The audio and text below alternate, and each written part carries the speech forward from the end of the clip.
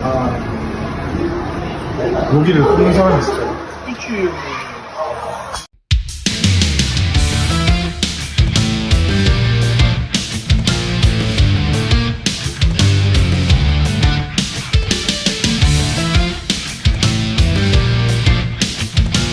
Elkan Bagot akhirnya comeback menjelang laga lanjutan putaran ketiga. Jesus akhirnya berpeluang untuk mentas di Liga Champions di tahun mendatang. Jordi Amat ajak penggemar timnas untuk berjuang di laga lanjutan putaran ketiga. Benarkah Ole Romeni akan dilepas oleh klubnya di bursa transfer musim dingin Januari mendatang? Timnas Indonesia punya amunisi tambahan striker menjelang menghadapi timnas Australia dan Bahrain. Pelatih timnas Bahrain mendadak remehkan timnas menjelang laga lanjutan putaran ketiga pada bulan Maret mendatang. Simak informasi selengkapnya sebagai berikut.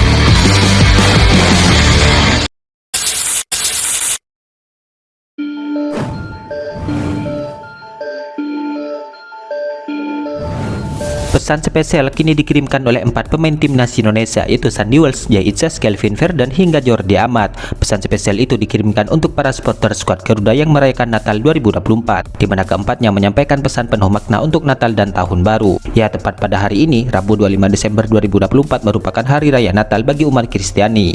Beberapa punggawa timnas Indonesia pun turut merayakan hari Natal tersebut. Dalam unggahan video di akun Instagram timnas Indonesia, Jay Itzes, Jordi Amat, Kelvin Verdon dan Sandy Wells tampaknya turut mengucapkan hari raya Natal dan Tahun Baru kepada para supporter yang merayakan. Mereka secara bergantian menyampaikan pesan singkat kepada para penggemar sebagai bentuk sukacita. Terima kasih dukungannya, ucap Jordi Amat. Semoga kedamaian dan semangat baru bagi kalian, tutur Jay Itzes dan Kelvin Verdon. Sandy Wells menyampaikan pesan kepada para fans untuk tetap menjaga semangat mereka di tahun 2025.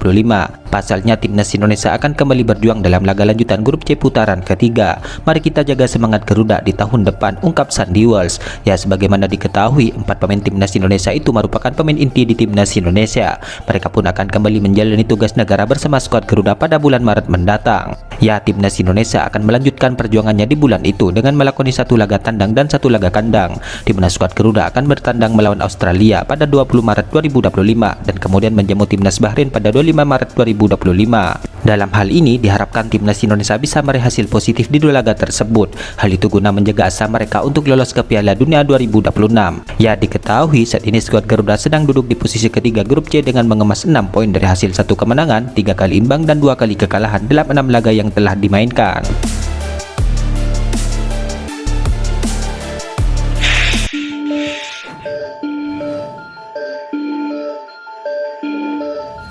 Kemenangan penting kini berhasil diraih oleh timnas Bahrain di saat melawan Arab Saudi di Piala Teluk 2024. Sebab kemenangan itu tidak hanya baik untuk perjalanan Bahrain di Piala Teluk, akan tetapi juga menjadi modal penting bagi mereka yang akan melawan timnas Indonesia di laga lanjutan putaran ketiga. Ya, timnas Bahrain diketahui menang atas Arab Saudi dengan skor tipis 3-2. Pertandingan sengit itu tersaji pada Senin 23 Desember 2024 kemarin. Setelah pertandingan, pelatih timnas Bahrain yaitu Dragan Delajid mengakui kekuatan Arab Saudi karena tampil sangat menekan di menit-menit akhir. Akan tetapi di sisi lain, ia sangat senang karena para pemain Bahrain tampil solid sehingga sukses mengunci kemenangan di laga tersebut. Arab Saudi adalah tim besar dan saya mengucapkan selamat kepada mereka atas tekanan luar biasa yang mereka berikan selama 6 hingga 10 menit terakhir. Arab Saudi adalah tim yang sangat baik. Kami tahu mereka memiliki beberapa masalah dengan banyak pemain cedera atau semacamnya, tetapi kami melakukan yang terbaik yang bisa kami lakukan, kata sang pelatih. Ya, hasil kemenangan ini sekaligus membuat sang pelatih menebar ancaman kepada para lawan-lawannya di grup C putaran ketiga. Akan tetapi yang menarik, ia sama sekali tidak menyebut timnas Indonesia. Padahal timnas Bahrain hampir dipecundangi oleh skuad Garuda pada pertemuan pertama grup C dengan skor imbang 2-2. Ini adalah pertandingan yang sulit, tetapi takdir saya selalu bermain di pertandingan besar, seperti untuk kualifikasi Piala Dunia melawan Australia, Jepang dan Arab Saudi, tutur Delajid. Ya, adapun timnas Bahrain akan kembali melanjutkan perjuangan di grup C pada bulan Maret mendatang, di mana mereka akan bertandang melawan Jepang pada 20 Maret 2025, kemudian 5 hari berselang bertandang ke markas timnas Indonesia di Stadion GBK Jakarta.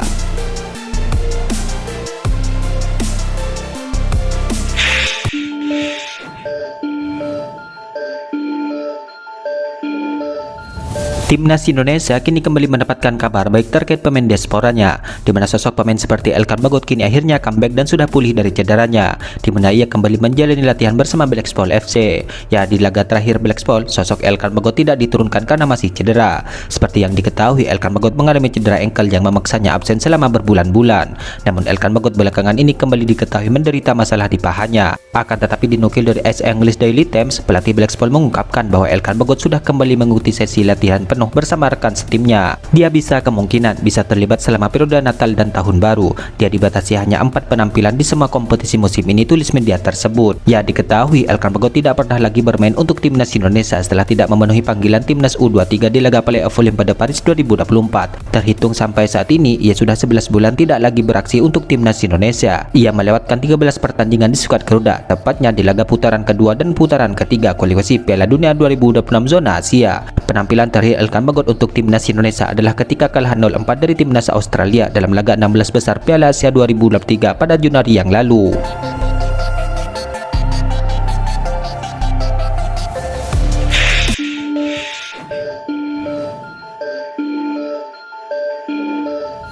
Nama Jaitzes kini tengah ramai dibahas oleh sejumlah pandit dan media di Italia, sebab back timnas Indonesia itu dikabarkan tengah diminati oleh beberapa klub di Serie A Italia.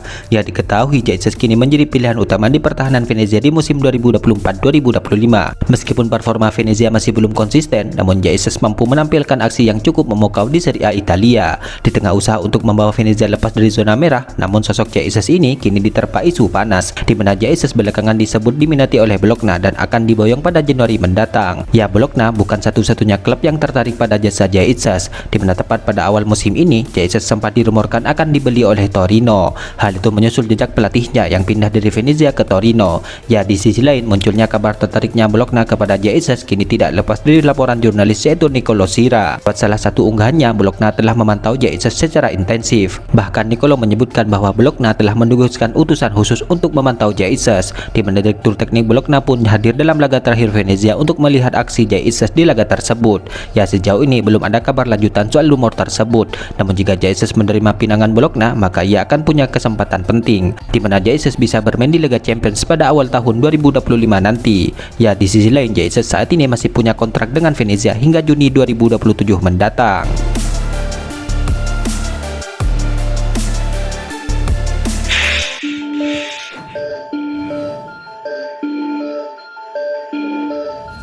FC Utrecht diketahui resmi mendatangkan Milano Jonathan, di mana kedatangan pemain keturunan Depok itu disebut membuat calon striker timnas Indonesia yaitu Oleh Romeni terancam menjadi tumbal. Ya, Jonathan didatangkan pada 17 Desember 2024 kemarin dari Vitesse Arnhem, di mana ia diikat kontrak selama 3,5 tahun. Milano Jonathan direkrut oleh FC Utrecht setelah tampil gemilang di musim ini bersama klubnya. Tercatat ia sudah mencetak 13 gol dan 4 assist dari 18 penampilan di semua kompetisi. Menariknya, berlabuhnya Jonathan ke FC Utrecht justru disebut membuat masa depan Oleh Romeni menjadi terancam, di mana Oleh Romeni dikabarkan masuk ke dalam daftar pemain yang akan dijual oleh sang pelatih di FC Utrecht. Menurut laporan Football Internasional, sang pelatih telah mengonfirmasi bahwa ada kemungkinan besar mereka tidak akan melihat Oleh Romeni lagi di FC Utrecht setelah jeda musim dingin ini. Sebab saat ini ada Jonathan yang baru direkrut sehingga timnya terlalu banyak memiliki pemain sayap kanan. Kami sekarang mempunyai 4 pemain sayap kanan, yang berarti lebih banyak 1 atau 2. Jadi itu perginya Romeni mungkin saja terjadi, jelas media tersebut. Ya, Romeni saat ini dikabarkan mulai didekati oleh klub lain yaitu Oxford United. Tim kasta kedua Liga Inggris itu disebut bersedia mengeluarkan biaya sebesar 1 juta euro untuk menggait pemain berusia 24 tahun tersebut.